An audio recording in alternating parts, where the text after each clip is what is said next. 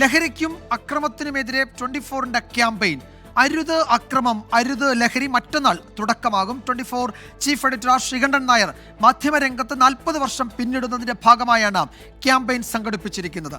കേരളത്തിലെ മയക്കുമരുന്ന് കേസുകളുടെ ഞെട്ടിക്കുന്ന കണക്കുകളെക്കുറിച്ചുള്ള റിപ്പോർട്ടിലേക്ക്.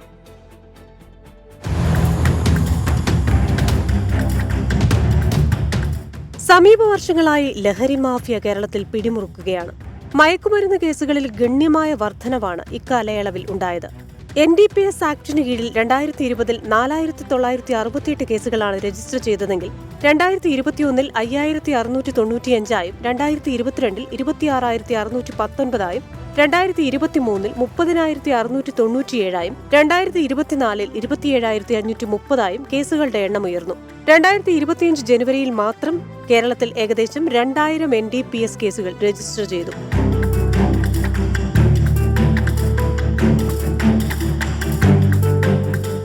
മയക്കുമരുന്നുമായി ബന്ധപ്പെട്ട കേസുകളിൽ എറണാകുളം ജില്ലയാണ് സംസ്ഥാനത്ത് മുൻപന്തിയിൽ. 2023 ജനുവരി 1-നും 2024 ജൂൺ 1-നുമിടയിൽ ജില്ലയിൽ 8567 NDPS കേസുകൾ രജിസ്റ്റർ ചെയ്തു. 5906 കേസുകളുമായി മലപ്പുറവും 5385 കേസുകളുമായി കോഴിക്കോടും 2-3 സ്ഥാനങ്ങളിലുണ്ട്.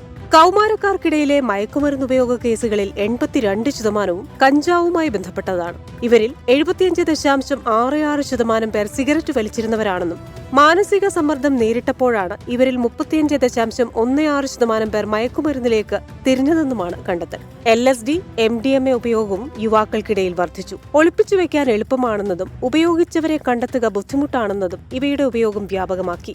ഇതിനു പുറമെ കൊക്കെയിൻ, ഹെറോയിൻ, ഹാഷിഷ് എന്നിവയും സംസ്ഥാനത്ത് പരിശോധനകളിൽ കണ്ടെത്തിയിട്ടുണ്ട്.